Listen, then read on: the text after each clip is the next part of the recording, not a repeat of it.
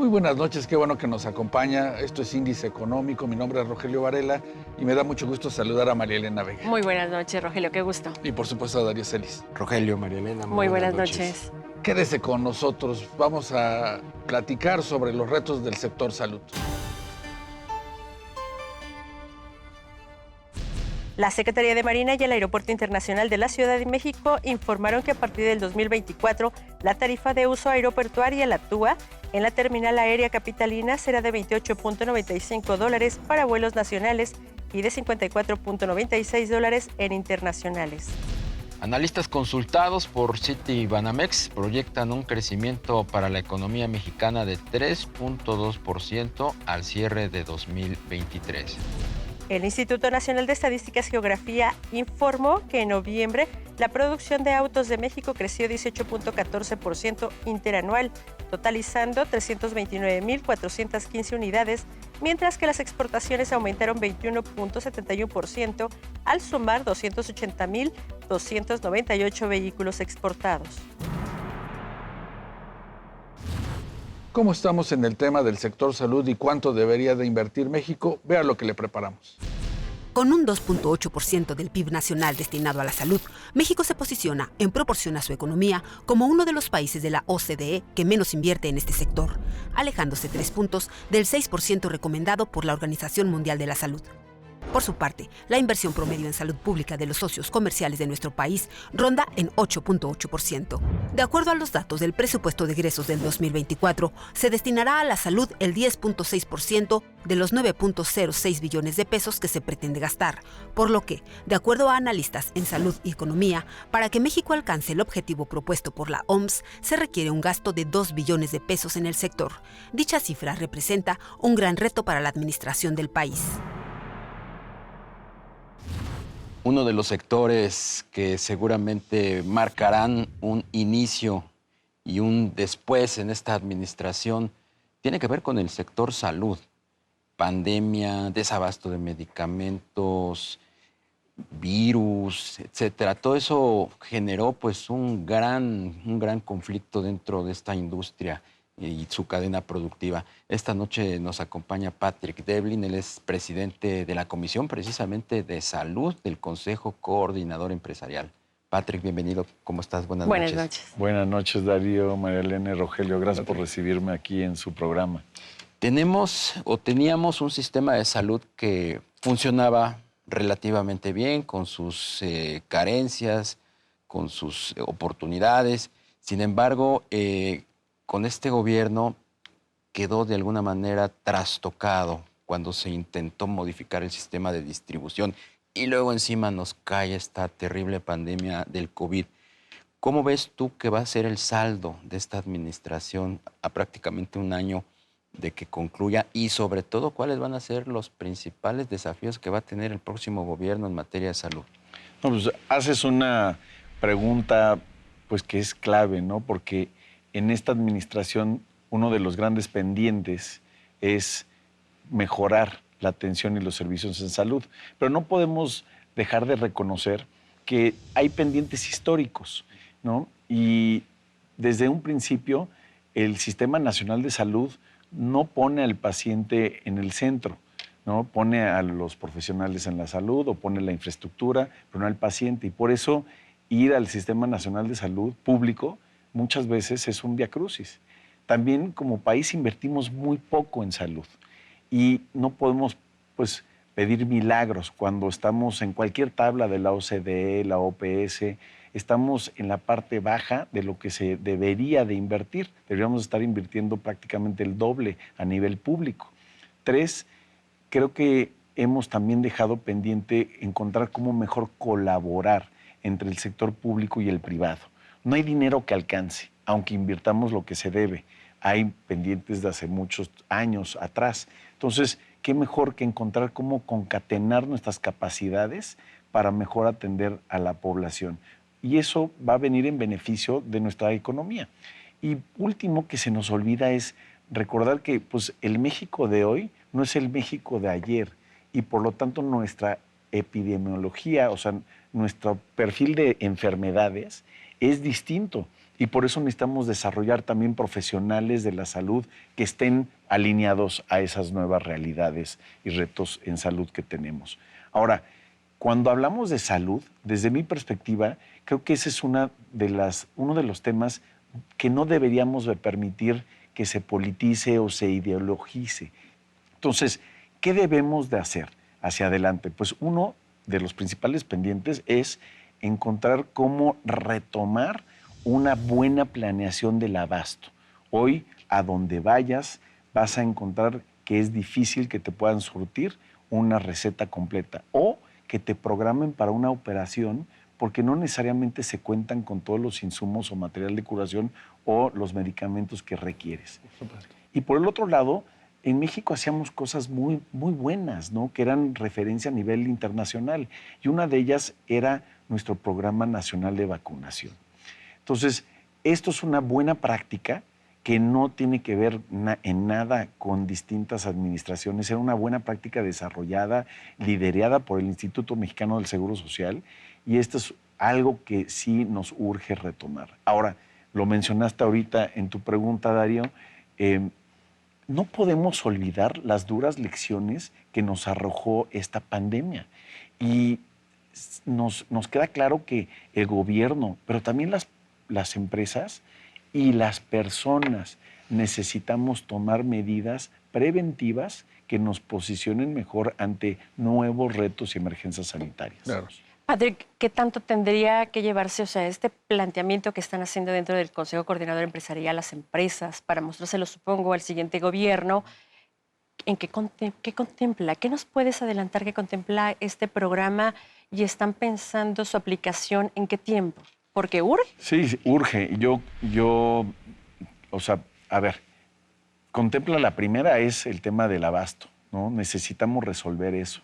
Y como cualquier industria, hay una cadena de abastecimiento que requiere verlo desde la perspectiva de logística internacional. Tenemos que facilitar que nuestras autoridades sanitarias puedan, pues, agilizar los procesos de emitir permisos de importación, que se tenga claridad de cuál es el proceso y los criterios de una licitación pública, y de ahí que todos los participantes puedan entonces proveerse de las materias primas y con eso generar sus propuestas, pues, más competitivas. Recordemos que cuando se hizo el ejercicio donde se invitó a una autoridad internacional de la UNOPS, pues se pagó un dineral, ¿no? Una cantidad multimillonaria en dólares para que gestionara ese proceso, y terminaron asignando más del 92% de la compra a laboratorios locales o establecidos en el país. ¿Pero sería regresar a modelos anteriores, una mezcla, o cuál es la propuesta que están haciendo? Excelente pregunta. Yo reitero, el México de hoy ya no es el México de ayer. Tenemos buenas prácticas que hay que retomar, pero necesitamos rediseñar la cadena de suministro, porque hoy ya tenemos, por ejemplo, el IMSS Bienestar, ¿no? Que va a atender a toda la población que no tiene una derechohabiencia, no tiene seguridad social. Que son muchísimos, ¿verdad? Es la mitad de la población, en números redondos hasta un poco más. Entonces, necesitamos considerar la demanda integrada de todos los subsistemas, incluyendo este nuevo que se acaba de integrar, que consolida toda la infraestructura estatal de más o menos 23 estados, y por eso necesitamos una planeación de este abasto distinta, ¿no? Porque el sistema ha cambiado, y ha cambiado profundamente. Pero cambiar lo que funcionaba radicalmente. Bueno, están regresando los mismos modelos desde el inicio. O sea, llegaron en el 2018, desmantelaron el sistema de distribución, no pudieron garantizar el abasto y están regresando hasta con los mismos operadores logísticos. sí, Que son los que tienen el know-how y el que tienen la tecnología y lo que tiene. ¿Por qué inventar el hilo negro de algo que funciona? Excelente pregunta, y te voy a explicar mi perspectiva. Por un lado, la infraestructura, los subsistemas de salud que integran el Sistema Nacional de Salud han cambiado. En primera instancia, por el IMSS Bienestar. Esto no existía como tal antes, era un subsistema todavía más fragmentado. Dos, sí necesitamos, pues, reconocer que los medicamentos, los insumos médicos, no son papitas y no son refrescos. Sí requieren de un control. ¿Y por qué se necesita ese control? Primero, ¿cuál es? Se requieren controlar lotes de producción, fechas de caducidad y temperaturas. ¿Por qué se requiere controlar eso durante toda la cadena de suministro? Porque no tienen estos medicamentos la posibilidad de estar en el anaquel, como en el súper, por meses y años, por seguridad del paciente. O sea, queremos que el paciente, cuando reciba ese medicamento, sea un medicamento seguro y sea un medicamento efectivo. Pero si pasara algo, necesitamos tener la trazabilidad para poder contener ese riesgo y poder resolverlo. Y con operadores logísticos no especializados se pierde todo eso. Sí. Entonces, ese elemento, ese eslabón tan importante que es el de la última milla, que entrega los medicamentos en sitio, no podemos regresar a operadores que no tienen la experiencia. Claro. Patrick, en el tema de la medicina preventiva o de la prevención, ¿qué podría hacer desde el sector privado para contribuir a esto? Estaba viendo, por ejemplo, que un banco da, digamos que, incentivos a sus empleados cuando regulan el tema del peso, ¿no? Y eso, de alguna manera motiva al trabajador y es un círculo virtuoso porque, controlando el peso, quizás se puedan manejar muchas otras enfermedades hacia adelante. Muy, muy correcto, Rogelio, y te voy a decir, por eso mencionaba que parte de las duras lecciones de la pandemia de COVID-19 hay aprendizajes para el gobierno, para las empresas y para las personas. Y dentro del sector empresarial, el sector privado, sabemos que invertir en salud es una buena inversión. Entonces, necesitamos una mayor cantidad de los empresarios tomar estas buenas prácticas para incentivar buenos hábitos alimenticios, buenos hábitos y estilos de vida entre nuestra población.